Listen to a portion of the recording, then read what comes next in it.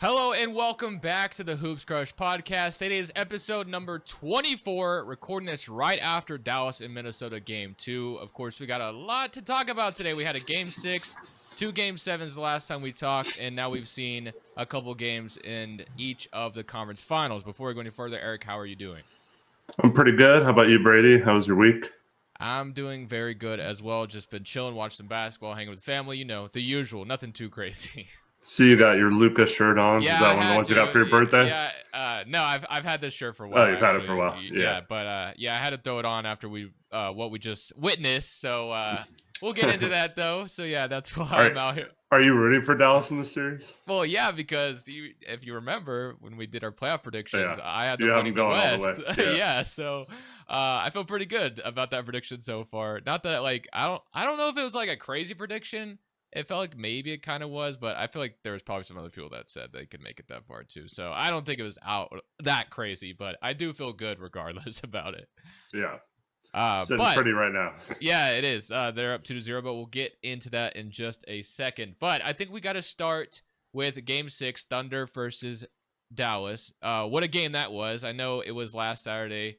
I did tell you that I was going to a friend's party, and I did, but I watched the game entirely on my phone. I did not miss it, so I made sure to watch it. But just ignore the party. No, I was chilling with my friends still, but I'm like, yeah, I gotta watch this. But yeah, man, it comes down to it was crazy back and forth at the end. Chet gets a lob. Shea hits like a technical at one point, and it was back and forth.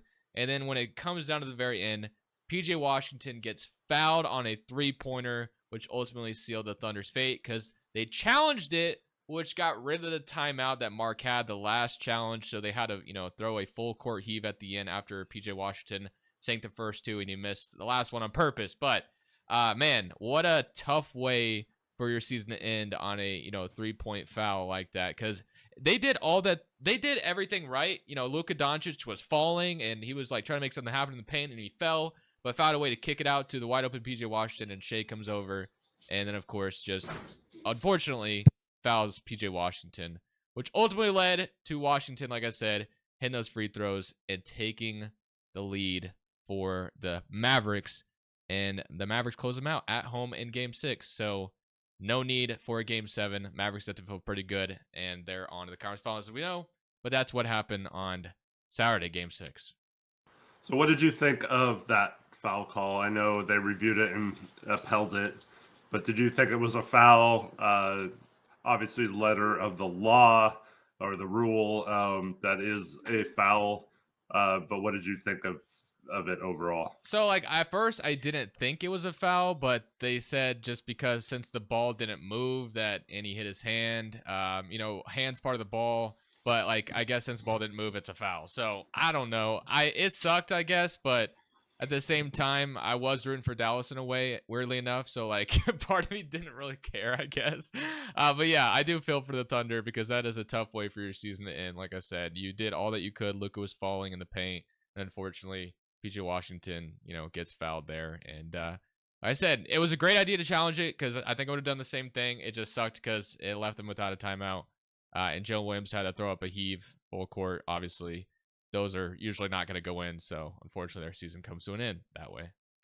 Yeah, I think there's the one from like the baseline, like almost from the corner of the play, and you can clearly see SGA after he hits the ball, like grab the arm for a split second and then be like, "Oh crap, I can't do that." Yeah, and pull his hand off. But that's a foul. Like, unfortunately, it's. I don't think he was like trying to foul or anything, obviously, but like, he did grab his arm and he still had the ball at the time. He hadn't dislodged it at all. So, yeah, I thought unfortunately it was a good call just because wanted that series to continue. Could have had 3 Game 7s out of the 4 series. That would have been really cool. that'd been wild, yeah. But yeah, after we got kind of screwed out of getting many Game 7s in the first round, would have been awesome to have them all pretty much come down to that. Yeah, but cool. Yeah, I just think the Thunder they'll be back. They obviously have theoretically one of the biggest windows that we've seen in a really long time in terms of um, young players that are this good already. You don't really see that often. They don't have any like real veterans they're relying on that are like critical to their team going forward. So yeah, this team is going to be in the conversation for a long time. I don't think they have anything to like drop their heads about because they had a really good season. Obviously, going from not making the playoffs to the first seed is a really big step, and they should be able to learn from this experience. They have the assets to make all kinds of changes in the offseason. And so they should be able to bounce back and be right there in the mix for maybe even like a decade. That's how young all Yeah. their players are. Yeah, their window is wide open. Sam Presti has done a great job rebuilding this team back up all the way from the Russell Westbrook, Paul George days, and it has been paying off. And they go into this offseason with the 12th pick, all these future draft picks, and a bunch of cap space still. They still are going to have cap space. Gordon Hayward's salary coming off the books. So I'll be interested to see what they do. 2K always has them signing OG Anunoby. I don't think that's going to happen, but like they have the option to I think they're going to try. Yeah, they could. I mean, that would be a great fit for them, especially since you could take Jalen Williams and move him to the 3. I definitely think getting some size makes a lot of sense for them. Whatever, whoever that may be, maybe they go out there and sign a Hardenstein or something like that. But yeah, the Thunder are going to be a problem for years to come for sure, especially if Chet and Jalen Williams continue to develop around Shea, which I assume they will. So yeah, they're going to be terrifying, man. They really are. And I can't wait to see what Sam Presti does for that team this offseason because I've been, as we know, we do a mock off season, so I've been the Thunder GM, and I've kind of know about it. Yeah, so I've kind of taken a certain approach that I feel like they might take this off season, but we'll see. Maybe not the exact same players, but getting some size and not going too crazy with your assets. Using it for the right move eventually. But with that all being said, we go to Sunday where we had, or go ahead if you had something. Well, I just have one question about it. Looking back, it's kind of hindsight, although I'm pretty sure we talked about this at the time and we both thought they should have made a bigger move. But do you think Presti kind of screwed up not making that move at the deadline this year instead of waiting toward the offseason? I don't think so, because I think getting off Berton's contract was kind of good for them because, his salary is completely gone now. And then you got the expiring Hayward. So I didn't hate it. Now, it definitely couldn't. I definitely think maybe getting a backup 5 probably would have been useful. Maybe instead of helping Dallas get Gafford, maybe you get Gafford or something like that. But I don't know. I don't hate it. I think they got plenty of time. So, we'll see what he does this offseason. But, yeah. Well, they probably could have beaten the Knicks' offer for OG, right? So yeah, I mean, they could have done pretty much anything they've wanted, really. Instead of hoping to get him in free agency, they could have had him on their roster already. And OG got hurt. He's always seemingly hurt, so maybe he doesn't help them in the playoffs. But I don't know. You just look at it right now, like with the teams that are left. I don't know. I think maybe there are certain times where you kind of miss out on an opportunity. And this year, I feel like was wide open. OKC, that's true, could have won a championship this year if they had, one more player would have been the difference in a couple of those games in the Dallas series. And then, they match up pretty decently against Minnesota. So I don't know, man. I feel like Presti, if you gave him some truth serum, might be saying that we kind of missed the chance here. I maybe should have cashed my chips in a little sooner. Yeah, that's a good point for sure. I feel like maybe that is something the Thunder should have looked into. But unfortunately, they didn't do anything at the deadline, and that's where they're at now. But they go in the offseason looking to upgrade, and hopefully a wide open West for them for years to come. But like I said, we have 2 Game 7s to talk about: Pacers, Knicks, and then Timberwolves and Nuggets. So the Indiana Pacers go in. early game in the day. And I know when we talked about the 2 game 7s, we were predicting them. And I said that both road teams would win, and I was right. Now, obviously, the Knicks just getting pummeled with injuries helped out a ton. OG tried to play, which we didn't know when we made that prediction Yeah, whether Josh Hart and OG would play, and they did. OG didn't play very long, of course. Then you Josh couldn't Hart, move. yeah, Josh Hart, was playing through a bunch of stuff. Then Bronson gets hurt as well. So ultimately, the Knicks just, the injury bug just killed them, and unfortunately, they lose. The Pacers pretty much blew them out. Nothing too crazy to remember in this game. The Pacers took care of business as they should, and they make it to the East Conference Finals when no one really thought that was even a possibility. Siakam has been a good addition for them, and I think that was a great start to building around Halliburton. We'll get into the actual conference finals here in a little bit because game 1, as we know, it was a disaster. We'll get to that though. And then Timberwolves Nuggets. What a game this was. It felt like Denver was going to take this one and run away with it.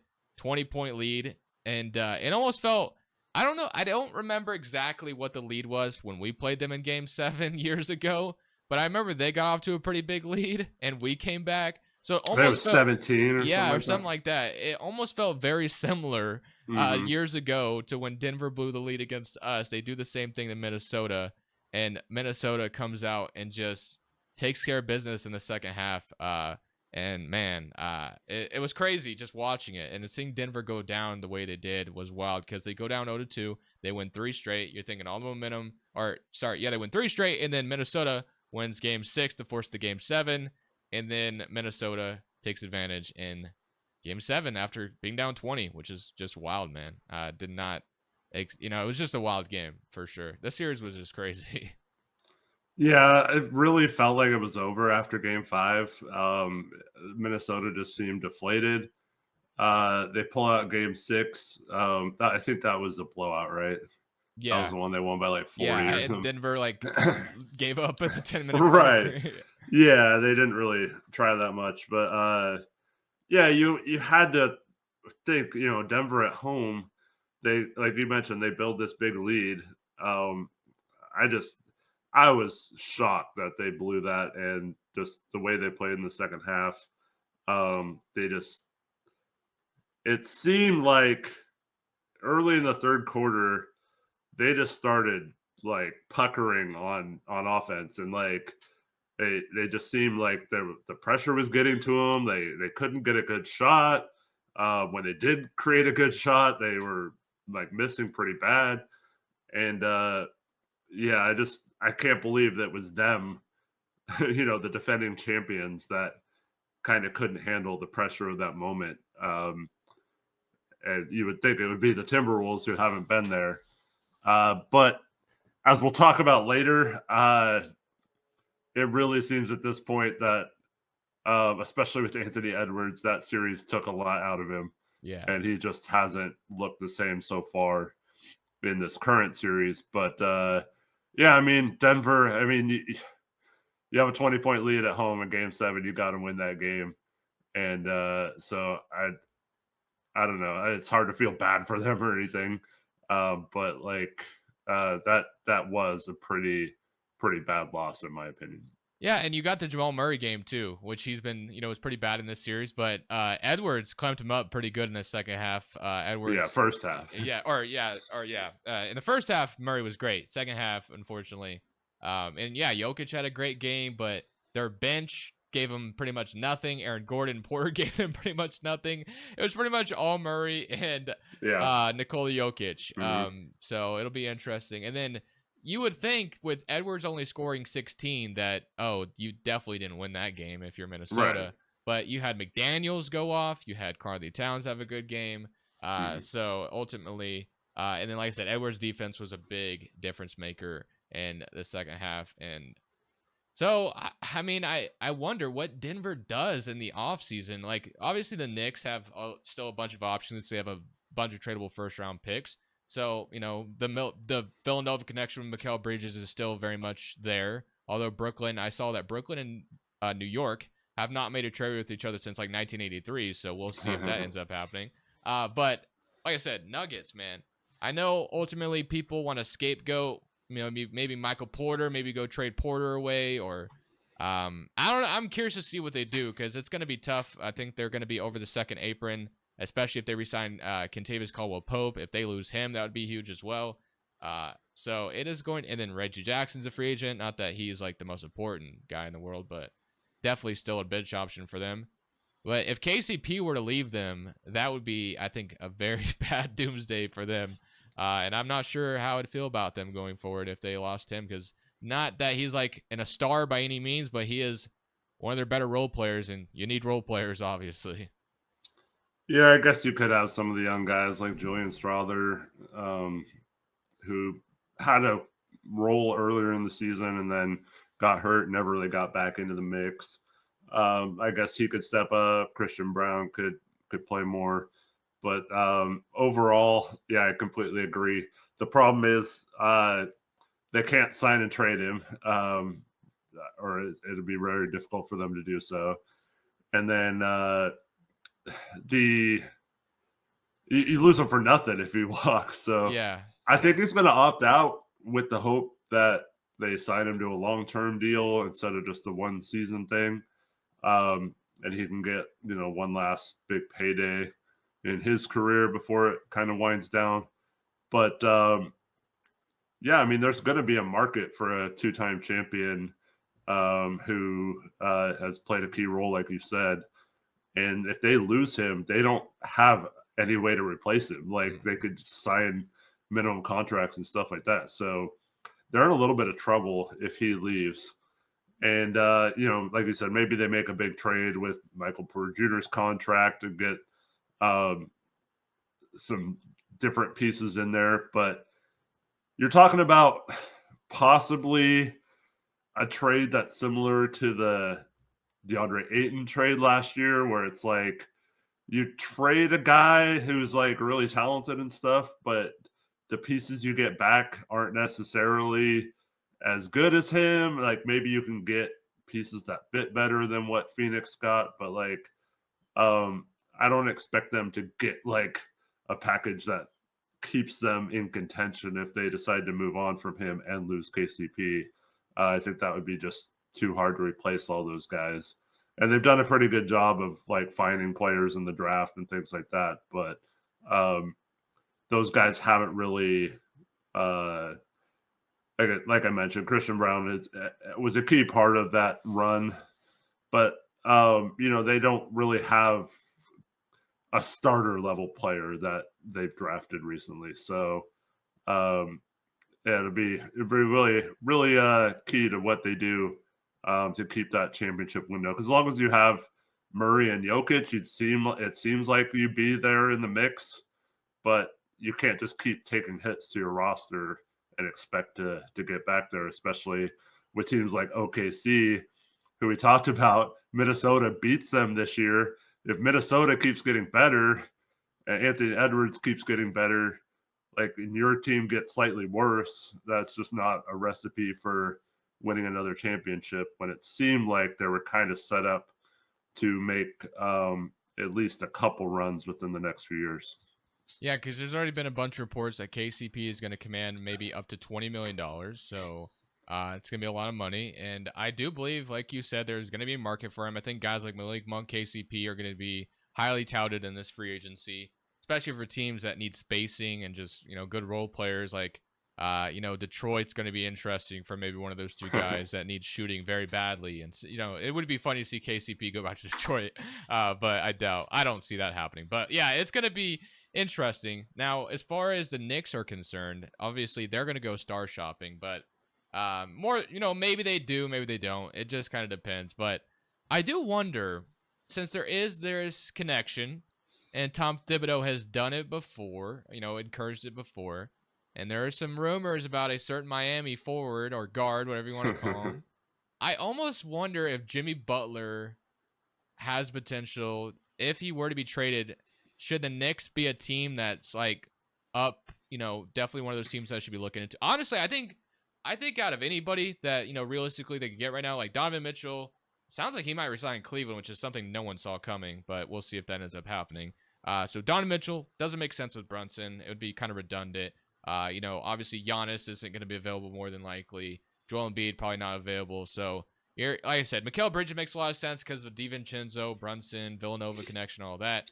But if Jimmy Butler truly did become available, and Tom Thibodeau, as you know, loves Jimmy Butler, what do you think about the idea of Butler joining the Knicks? Like, you think that could work, especially if like Randall was involved in the trade to Miami, something like that, and Knicks have a bunch of tradable firsts? I don't think that's out of a possibility, to be honest. Well, that also happened in our mock-off season, Yeah. but So yeah, I think it kind of depends on what players go out, but I just I pictured Jimmy in that lineup that they had in the playoffs this year. And he is the kind of guy who has carried a team in the past in the playoffs, put a team on his back, but he wouldn't have to do that. He could focus on some of the stuff he's better at. So if you got kind of like a playoff Jimmy along with what Jalen's doing, and like you said, you shore up your center rotation or bring those guys back or whatever. Man, it's like a match made in heaven, isn't it? I don't right. know. It kind Yeah. of sounds perfect, to be honest. Not like the more I think about it. Yeah. I mean, the only thing I'd be kind of worried about, and Tibbs has done this already with Butler, but like, I could see him overplaying him in the regular season and Yeah. him being, because we know Butler's been in and out of the lineup the last few years. Last year, or not this past year, but the year before, when the Heat made it to the finals, Butler's somewhat healthy going into the playoffs. This year, obviously, he wasn't. So I think I don't know. It depends. If you lose like Hart in that trade, Oh man, don't do that. I wouldn't do that if I was them. yeah, it would be tough to because you could use Hart to like let Jimmy take it easy during the regular season and just be there for the playoffs, which would be like such a luxury. But at the same time, like if Jimmy's played his best, I don't know if Hart and Jimmy on the floor are like the best combination. So I don't know, man. It's tough, but if I was the Knicks, that would be like my number one target this offseason. Yeah, because I feel like Randall. I'm pretty sure Randall and Jimmy's contract are like almost very similar. Maybe there's a little bit more money that needs to be made up in there, but if I'm not mistaken, it's pretty close. I think Butler's is slightly bigger, but yeah, they could. It's extremely close. And Randall, of course, has notoriously not been a good playoff performer, and I know there's a bunch of people that talk about how they went 12-2 when Randall was healthy and stuff with that lineup, and maybe they think that's what they need back is just Julius Randle or whatever, but I don't know. My gut's telling me that they're not going to just be like, okay, we'll run back with Randall. I feel like maybe they don't trade him because there's not a good option, but I don't think they're like, okay, he's untouchable. Like, we're not moving him whatsoever. I definitely think if the trade was right, they would move him instantly, which is why, if Miami maybe wanted to stay somewhat competitive, Randall Bam about front court sounds, somewhat interesting. And then you get a bunch of picks. Miami kind of lacks draft capital. So I don't know what that team would be, but I feel like you would get a decent package in return for Jimmy with all the tradable picks that New York has. I think a lot of their picks are like heavily protected though, so I don't know how really valuable they are. But if you get some Knicks unprotecteds, maybe. But yeah, I think it's interesting. If it's all depends on if Jimmy were to become available. But those are the two guys that I'm looking at the most for the Knicks if they were to make a trade. Mikal, Jimmy Butler are the two guys I think we should be potentially expecting to be traded away to New York if something were to occur. Speaking of Mikal, did you see what the Nets owner had to say? No. What did he say? This actually surprised me, but he said that in their situation, they need to take a long-term approach and not worry about trying to win now or anything like that. That they need to develop players and think about it in terms of what it's going to look like several years down the road, not just the next couple seasons. I thought that was a very smart way to look at things. Now, we've heard owners say that before, and then when it comes time to it, they just can't stand like having rebuilding seasons and stuff and try to short circuit that. Maybe the Blazers this offseason. But so we'll see if he can stick to it, because that's one of the hardest things to do is execute, or say you're going to plan for, oh, we're not going to worry about wins for the next 3 years or whatever, and we're going to do this.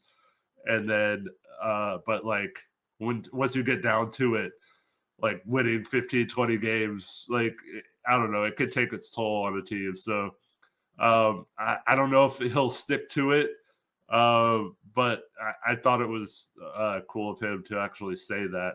And I think that was their problem this year, is like I know they didn't have their picks, so they were trying to be good, but they were bad anyways. So like you could have been developing, like for example, if they traded McHale to the Blazers for the third pick, and they were sitting with Scoot and maybe Anthony Simons or something right now, and they lost their pick, but at least they had a couple of young guys on their roster already. Or if they trade McHale to Houston and get a Jalen Green and all those picks, or got their pick back, which was rumored to be one of the Houston offered apparently Jalen Green and several first-round picks of theirs back to them. They'd be talked about completely different right now, because they'd have Jalen Green, who still has a lot of potential, and also they would have gotten the third pick if it worked out the same. So they wouldn't have had to give it to Houston right now. So maybe they end up trading him anyway back to Houston, and they can get their draft capital, including the third pick, back that way. But yeah, I just thought it was interesting that he made those comments and specifically said he wanted to plan for the long-term future, not the short-term. And I think that's exactly what they should do as well. I think no matter what, at this point, I don't think it matters that, like, okay, we don't have our picks, we have to be competitive. At this point, it's still going to do. You're not going to, even if you try to be competitive with this roster, I don't think you're going anywhere. So you might as well just realize that no matter what we do here, they're pretty much in the same spot they once were, except they have the Suns picks. So at least you have those at your disposal. But so I guess they're in a little bit of a better spot, but it's almost the same situation. Close. It's pretty close. Yeah. But you do have some guys that I think are going to be highly touted around the league that are going to, like Dorian Finney-Smith, I think could get you something. Mikal, obviously. Some people speculate that his trade value might be down. I still think there's going to be a big bidding war for him if he were to become available. So that might up the price. And I know he had a down season, but I think if I'm a different GM, I'm saying, maybe I could try to factor that into the price, but there's going to be a bunch of people lining up for him. And he was not in the right role. He is not a number one option type guy. He should not be in that role. And as soon as he got back into the role he was in Phoenix, he would excel immediately again. So I think that's like something that people need to take notice of. So I don't know. That's I did this trade the other day, and I was getting absolutely cooked in the comment section because people were like, "Mikel's not worth that much anymore" and stuff like that. Maybe it was a little too much, but still, I don't know. I just feel like. What was it exactly? So okay, let me know your opinion on it. Maybe it was too much. Okay, so it was Randall. And to get off his contract, just because to get rid of him, because I didn't think if we get Mikal, then why do we want Randall anymore? That way we could start Mikal and OG still, and then have Josh Hart, or DiVincenzo start the two. I guess you in theory could play Randall at the 5 if you wanted to, maybe, I don't know, but probably not his full-time role. But regardless, it was Randall plus three of those protected first. Like I think one of them was unprotected, and the other two were protected, and I was getting absolutely cooked for it because. Oh, nobody's trading a all NBA player for a guy who's proved nothing or stuff like that. I'm like, I still think Mikal would have more trade value than Randall, and I don't think that's crazy to say, to be honest. Yeah. So. No, I agree with you there. I think Randall's very polarizing. He has a lot of, I don't know. He's got a lot of people that think he's got some great value. Yeah. I know a couple years ago there was all kinds of Blazer fans that wanted us to make a move for him. I just thought he would be a terrible fit with Dame. But Yeah, I wouldn't mind that move at all. I think they showed in the playoffs that, I mean, it would have been nice to have another scorer, but if you had another wing 3-point shooter to play off Brunson that didn't necessarily need the ball, I think Randall needs the ball a little too much to be effective.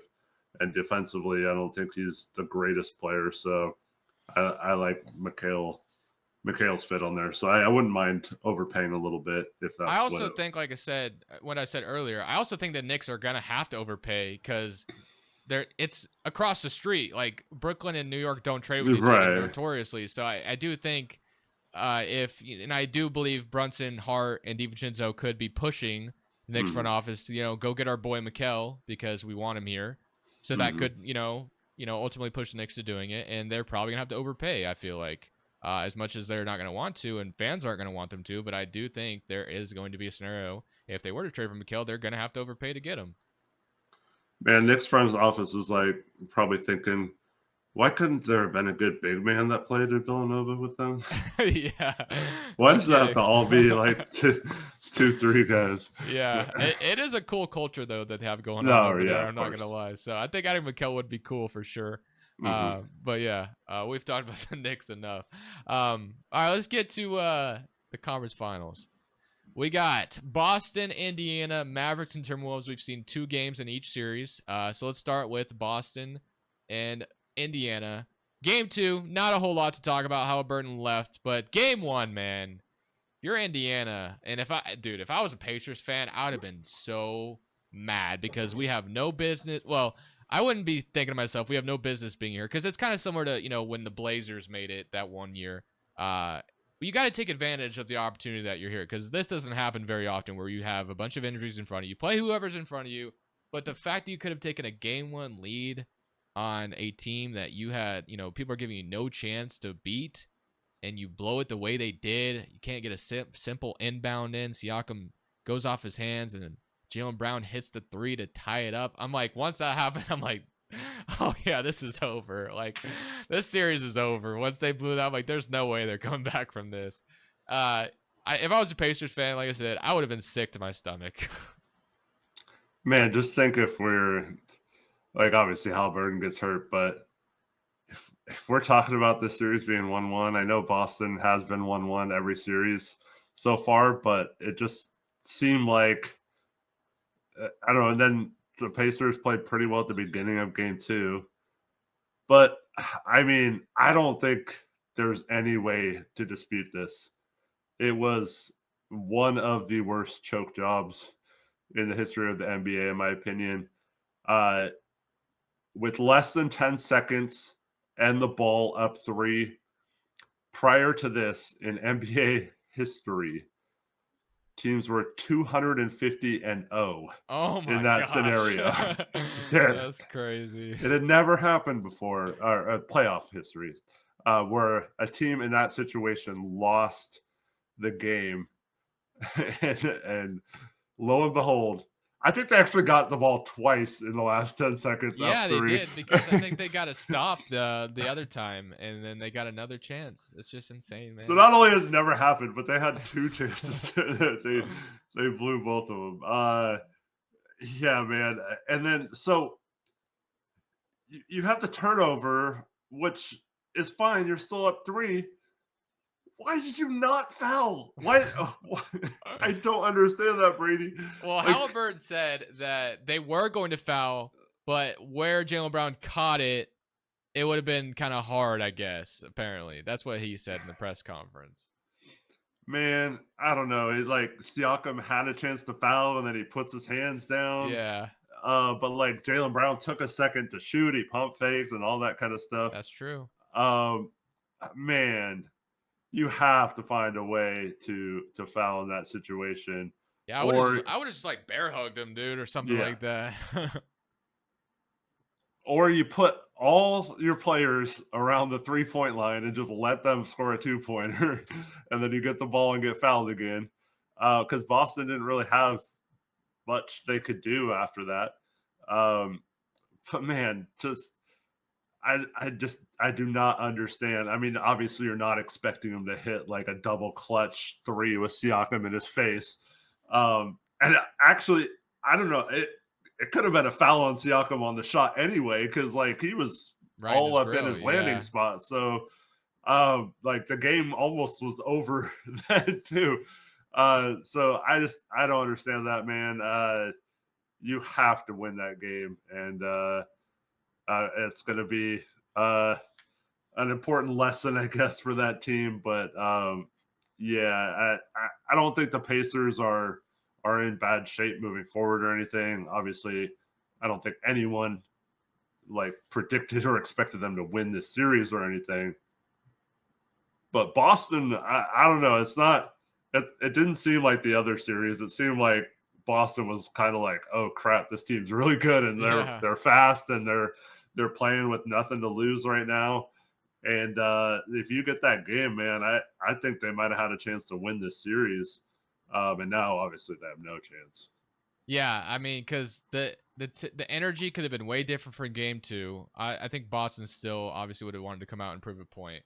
But it just like I said, man, you just can't make it up. Losing in game one the way they did, it's just sickening, man. It's sickening. And if I was a Pacers fan, I said it already, but I would have been sick to my stomach, bro. Like I could not have dealt with that kind of pain because just up three and just that was just so painful because I was like sitting on my couch just like, okay, this game's over, Indiana won, and then Yeah. I'm like, no way, Siakam just fumbled out of bounds and gave Boston another chance. They And lo and also had behold, a timeout too. Like, just take the timeout and don't yeah, risk throwing a bad pass. Like, just so unfortunate for them. It sucks, but now you're down 2-0. Halliburton, he is questionable for game three. He has obviously dealt with a back injury. This was a sounded like a hamstring, I think, or something like that. He was sore with something, but yeah, I think it's the same one he missed a few games earlier in the season with. so yeah, Indiana. I don't give you much of a chance anymore. If you would have won game one, I would have been like, wow, they might be able to win this thing because they just looked so good. And then, yep, unfortunately, not the case. But the Western Conference Finals, Minnesota and Dallas. Minnesota, as we know, last round went to Denver and won the first two games, and now Dallas has done the same thing to them. And Yep. Dallas is up 2-0, won both games in Minnesota. I think everybody thought Minnesota was the favorites coming into this. Or maybe not everybody, but it just seemed like that. And I didn't really have a favorite. I thought this was gonna be a fun, good series. I wasn't sure who was gonna win, but I slightly was like, Minnesota feels like the better team, I guess, but has not been that way so far. Game one, Kyrie Irving, wasn't great in the Thunder series, but gave the Mavericks a lift right away. Derek Lively continues to be just phenomenal for the Mavericks. Just what a home run pick that was. Exactly what they needed. What? Oh yeah. No, I just really wanted Lively. Lively bad Yeah, for the Blazers. Yeah. he's been phenomenal, man. Only a rookie too. It's just absolutely crazy. But the Timberwolves drop game one to the Dallas Mavericks in a close one. But of course, all in my head right now is game two because of how crazy this game was. And Luka Doncic, I decided to put on the Luka shirt for the occasion. He hits the game-winning three over Rudy Gobert. I know Rudy Gobert is Defensive Player of the Year, but I don't think in that situation I would have had Gobert in the game. I don't know. That's just me, though. Maybe it's just hindsight. But if you're gonna allow Luka to switch on to Gobert, I hate it. I hate it, man. I don't know. Yeah, well, it seemed like at one point they got confused, him and McDaniels. Like I think McDaniels wanted to switch back. It felt like they had enough time to switch back real quick. And then McDaniels just gave up and went with Lively. I thought Lively did a good job of getting out of there and clearing and making them make that decision. But I don't know if you had to keep Gobert out of the game there, but you can't switch and you, in my opinion, you've got to double. Yeah. Like if Lively gets the ball somehow and scores, Yeah, I Um, live with that. Yeah, for sure. it's a tie game too. It's not, Yeah. you're not losing, so you still have a Unless if he chance. hits a 3 or something, that'd be Yeah, wild. Imagine did he losing shoot to a a three the lightweight 3. entire season? Yeah, I know.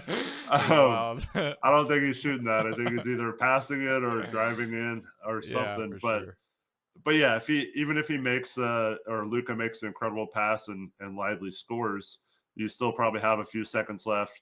You can call timeout. You can try to hit a game winner, and if you miss, it's overtime. So I thought the decision to not only switch that, not get back and recover from the switch, and then not put any kind of pressure on Luca to get the ball out of his hands and make someone else beat you. Thought that was a bad decision more so than having Gobert on the floor. Because if you have Gobert and McDaniels double teaming him, he might not even. I know Luca's big, but that's tough to get a pass through those two guys. So I thought that was the play right there. They should have blitzed that pick and roll and made someone else beat them. Yeah, because you had Conley contribute nicely in this game. Nas Reed was crazy from 3, and of course, he's the one that took the final shot. Really good shot selection. I think it was the right decision by Anthony Edwards because Nas Reed had been hot all night, and he was open, and unfortunately, just rimmed in and out. And Dallas, like I said, is up 2-0. But Edwards hasn't been. I don't know. He wasn't like crazy good in this one. Did have 21 though. Seemed aggressive at times. Cat not been too crazy so far in this series either. And then, like I said, man, when you get a good game out of Nas Reed, you expect to win. But Luka Doncic, and then Kyrie was missed 3 free throws down the stretch. So like, it felt like the Mavericks were trying to give the Timberwolves the game, and ultimately Luka Doncic just insane step back 3.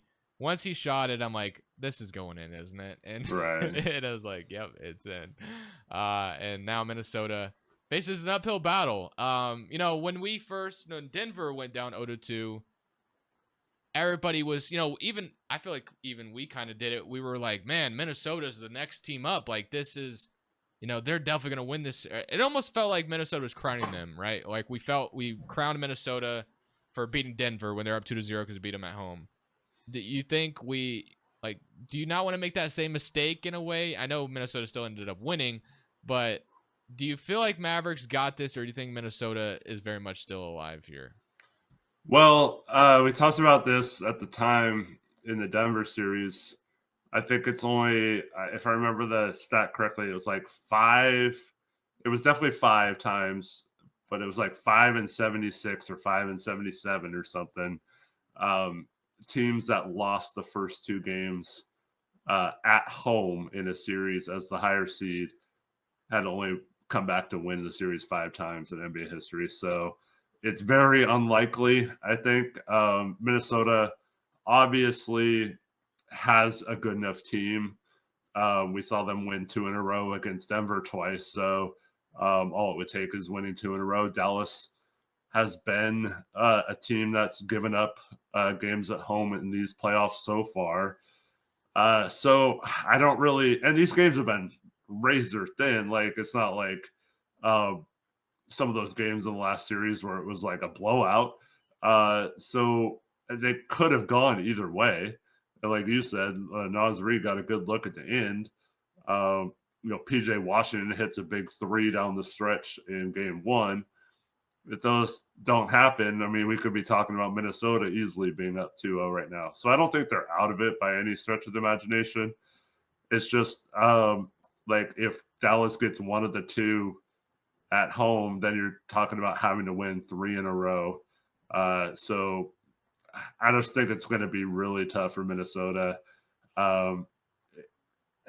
It kind of feels like one of those situations where it just took so much to get here and they just don't have enough in the tank. And while it did take a lot for Dallas to get here as well, they just have, I mean, Kyrie has championship experience. Luka's obviously been to the conference finals. Some of the other players are still left from that team. Not many rotation players, but they know what it takes to get it done in these moments. And Minnesota, feels like they already kind of won the championship, like in their minds when they beat Denver in Game 7, come back from down 3-2. And also, dispose of the Suns rather easily in the first round. So it already feels like they kind of crowned themselves already, or not, maybe not themselves, but like you mentioned, it felt like everyone was saying they were on some sort of championship trajectory. But winning a championship is hard, man. You got to do this against 4 different teams. And even if they got past this series, you still have to beat Boston, which would be really tough. So I don't know, man. I definitely think the Minnesota Timberwolves could come back and win this series.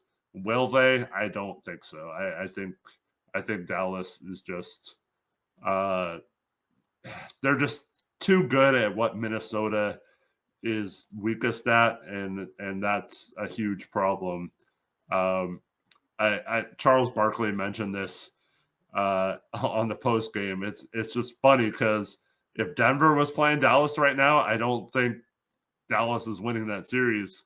It feels like they don't match up well with Denver, but Minnesota is a great matchup for them, and they're just getting so much contribution from their bigs. Gafford and Lively have just been huge, man, and as long as they continue to never miss shots, it's going to be really tough. And those lob plays, man, it's been ridiculous. Minnesota's got a good team. I don't know, man. What do you think? Do you think they have a chance to come back? No, I think this is over. I think Dallas at least gets one at home, if not both. I don't know if they'll sweep them. That sounds kind of crazy to say. It would be Right? wild Yeah. if they did, but I do believe Dallas gets, takes care of at least one of their games at home. I'd like to imagine, but it would be interesting to see if Minnesota won, 2 straight in Dallas. I wouldn't rule it out, but I am going to confidently say Dallas at least gets one of them, which, like you said, they'd be down 3-1, and that's usually tough to come back from. We've seen it before, but and maybe Minnesota's a team that can do it as well. Edwards has to be a lot better. I'm expecting them to be very, very ferocious in Game 3, coming out firing. And then maybe Minnesota, or it almost felt like in the beginning of this game that Minnesota was going to run away with this too for a little bit there. But Dallas just went on a run and eventually took the lead, and then it came back and forth. So yeah, I could definitely see something like that happening. But it'll be interesting. I don't know. I think Dallas gets one though at home, so I think this series is more than likely over. Unfortunately for Minnesota, which has been a good run, but to lose both games at home is just tough to come back from. And as you know, they did beat Denver, so it's kind of weird to say this. I'm not sure they have the. I don't know. I want to say that, but then again, it makes no sense because they beat them. Denver was a championship team, so everyone kind of respected them. Yeah, they were down 0-2, and it was just shocking to see that. I don't think anyone's necessarily shocked about Minnesota being down 0-2. I'm not sure they'll come back from this though. I mean, at home, you're a little shocked, I think, Yeah. that they couldn't get one of the two. But yeah, 18-point lead in the first half tonight and not get that done. That's tough, man.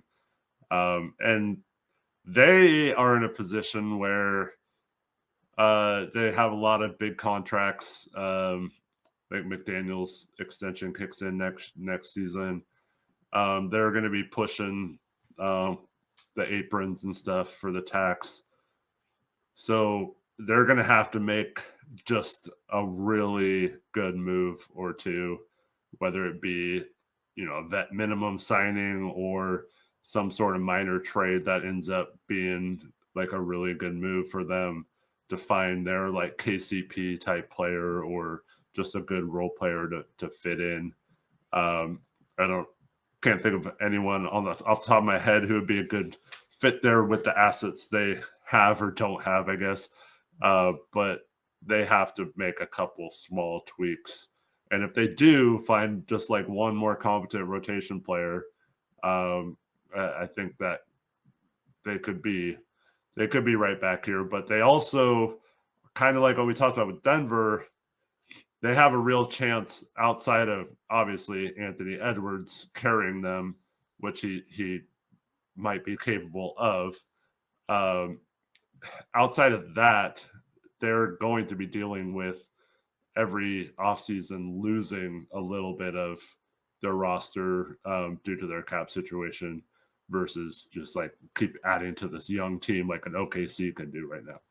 Yeah, man. The new CBA is about to be in full effect. It is Yeah. going to be interesting to see how teams will go around this stuff because you're about to see a bunch of teams pushing up against those aprons. And it's exciting because, like I said, I do love the idea. I just love the NBA we're in right now. It's like not star driven. Yes, you need some stars, but role players are running things right now. You need the right role players around your stars. And I think that's a more beautiful way of building a basketball team than throwing Kevin Durant, Stephen Curry, Clay, Draymond all on the same team or something like that. So I'm so glad we're out of that era. This feels like a good spot to be in.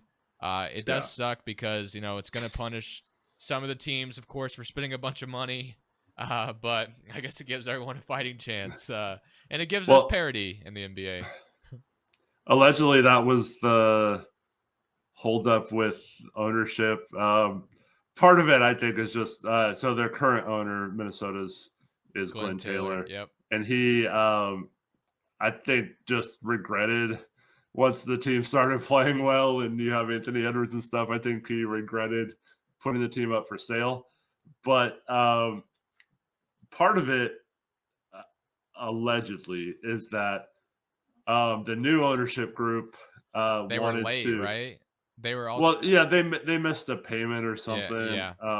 But I don't know. It's going to still be played out in courts, I guess. But apparently, at least this is what is being said to justify keeping the team if you're Glenn Taylor, and that was that ownership, the new one, wasn't willing to spend whatever it took to win a championship, and that they were going to have to make some tough decisions in terms of not going too deep into the tax. And so I don't know if that's accurate or not, but that would have really been, hopefully this doesn't happen. Or I guess if you're not a fan of the Timberwolves, hopefully it does. But like when you see a team like that, it would suck if they just got taken apart almost immediately because it was too expensive or whatever. Yeah. But like you said, the new CBA is crazy. I don't know what's going to happen with some of these teams. All right, so to end off with this episode, I wanted to ask you a question, and this relates to our Blazers. So after watching these playoffs and just where the NBA is at right now, how far away are we from seeing the Blazers even close to playoff basketball? Or maybe I'll start with contenders, or even close to playoff basketball. Playoff basketball, I think.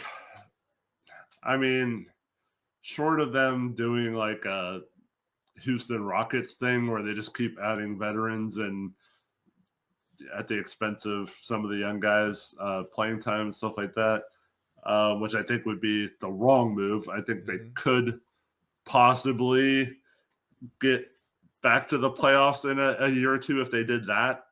But unfortunately, I think if they play it smart, I think it's still going to be probably 3 seasons till they get back to the playoffs, unless they just absolutely hit on a draft pick or something. Maybe 2 seasons. You get a forward or something that pops, and then you hit on a draft pick the next year too. But yeah, I kind of think that's the right thing because I really think the 2025 and possibly 2026 draft have some really good players in it that could really help and be perfect fits alongside Scoot and Sharp and if Anthony's still here and all that. But yeah, I don't think it's going to happen anytime soon. I think contention. It's hard to say when you don't really have much of a championship roster yet. Could everyone of the young guys like take a step up, and could Scoot and Sharp be fringe all-stars someday? Sure, but I don't know. It's hard to like just say, oh, that's going to happen within 2 to 3 years based on how it's gone the last few. So, and then I also don't I mean, shocker. I don't trust Joe Cronin to be able to build a roster that's like that. So far, we've seen him have the ability to tear down rosters and make them unbalanced and stuff, which was what he was supposed to be fixing after years under Neil O'Shea of having unbalanced rosters and that kind of stuff. People complaining about the talent level on those. So I don't know, man. I could also see the Blazers taking a guard in the draft and then never getting out of this situation, right? Yeah. So I don't really know how to answer that, but I'll say playoffs. It's going to be uh, at least 2 more, if not 3 seasons, and contention might not happen for a long time. Yeah. Like we might have to go through another rebuild unless we get lucky in the next couple drafts. Yeah, I'm gonna say like 2027, maybe something Yeah. like that. Where we're a playoff team. Hopefully, I mean that would be the ultimate goal: is to you tank these couple of years. That's probably the right way to do things. As much as it's going to suck to be, going through that much boring time. Depending on if the roster is filled with a bunch of exciting young guys, it's not as boring. But yeah, man, it's gonna be a while for sure, especially with how stacked the Western Conference is. It does not help, and then yeah, it sucks. But man, I'll almost be like 30 at that time, which is kind of crazy to think about. Man, we'll see though. I hope the Blazers do it right. It sucks who's running the team right now. You and I don't believe in him. I know there's some people that do still, but I guess we're in the minority. Maybe I don't know what the majority or minority is, but yeah, we'll see. I'm looking forward to this off season. Hopefully, we'll see if the draft goes well, and then I'm looking to hopefully get rid of Brogdon. Or I'm hoping we get rid of Brogdon, and hoping we trade Jeremy and start to realize that don't take a Rockets approach. Just don't do that. I'm hoping we don't do that. Well, that's my problem. I've always been the type person who doesn't mind rebuilds. I mean, obviously, it'd be more fun to talk about a playoff team right now, like talk about our Blazers every episode, how they're doing in the playoffs, or winning games. I mean, at some point in the season, we stopped doing episodes for a few weeks because we weren't winning any games and we were tanking, and there's nothing really to talk about Blazer wise. I mean, that's just kind of depressing to think about if it's going to be 3 more years. But my problem with that is like, why do you have Brogdon and Jeremy on the roster if you do have the smart long-term approach to things? And now he could trade him this summer and everything could be fine. But yeah, just don't sign like a Fred VanVleet to take minutes away from Scoot or whatever. They don't do those kind of things. Yeah, I also I don't know. I don't mind them if they're not good as long as they're trying hard. I just don't want to get in those situations where we're having to sit players for the last 20 Yeah, that's getting games or annoying for whatever. sure. Like, just get to a point where you have a team, you're either rebuilding or you're not. Like, obviously, at the end of a season, if you need to lose the last game or something for better positioning, fine. But just be bad naturally and not have to sit players out.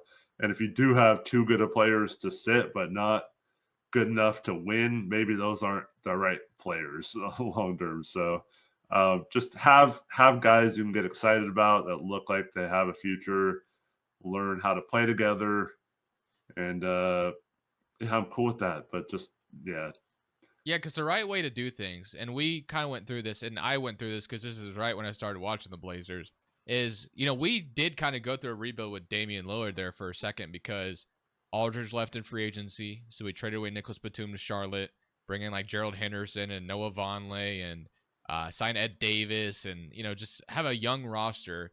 And it ended up, this team, no one, we went into that year with little to no expectations. A lot of people didn't give us a chance. They made the playoffs and even won a playoff series. That helped because Griffin and Chris Paul got hurt, but won a playoff series. So that's the way I'd like to see things happen. Like, if the team is good because Scoot and Sharp are going off, that's great. That's exactly where you want to be, I think. I don't think you want to try to force things. If it naturally happens, that's the best position to be in, because then you're making progress with the guys you drafted rather than trying to, let's sign this vet or this vet and then let's see if we can force our way to the playoffs. I think just letting it happen naturally, like the Thunder have kind of done. Obviously, Shea is a superstar, so I'm not saying that Shaden or Scoot are going to become that. Hopefully they do, of course. But yeah, I think that's the right way to do things. Is just let things happen with the guys you drafted, and going after vets is not especially with where we're at. And same thing for the Rockets. I think if the Rockets just let like Amon and Jalen Green, Whitmore and all those guys just play, it'd be interesting to see what they could eventually become. But they're doing things differently, and I'm hoping the Blazers don't do that. I just want to see things just happen if Scoot and Sharp are good enough. Yeah, agreed. So I think that's all I had to say for this episode, unless you have anything Hopefully else they don't get injured next year too. Oh yeah, injuries, man. Hopefully Sharp plays a full season and stuff like that. We need that for sure. Yeah, and then we're about a month away from the draft. So Blazers started their workouts, which is good. Start to hear a lot more draft rumors and buzz, hopefully, in the next few weeks. Hopefully, we have some Blazer rumors to talk about. Yeah, that'd be a lot of fun. Maybe we make a trade or a rare off-season trade before all the finals are over and stuff like that. I think that happened last year, right? Didn't the trade happen before the playoffs were over or something like that? I don't remember if that was last year or 2 years ago, but yeah, I think the Thunder and was it the Nuggets or someone made that draft trade. Oh yeah, that's what it was. Yeah. So it'd be cool if we got something like that again. But I think that's gonna do it for this episode. Thank you guys for watching as always. Eric, got anything else to add before we go? Yeah. Also, thank you for watching. Really appreciate it. How do you think these playoff series are going to go the rest of the way? If it is Boston and Dallas, who do you like in that series in the finals? Leave a comment below. And then also, I like to always mention this, go check out Crushables' YouTube channel. Thank you. Appreciate it. All right. That's going to end it here. Thank you guys. Once again, peace out. Go Blazers.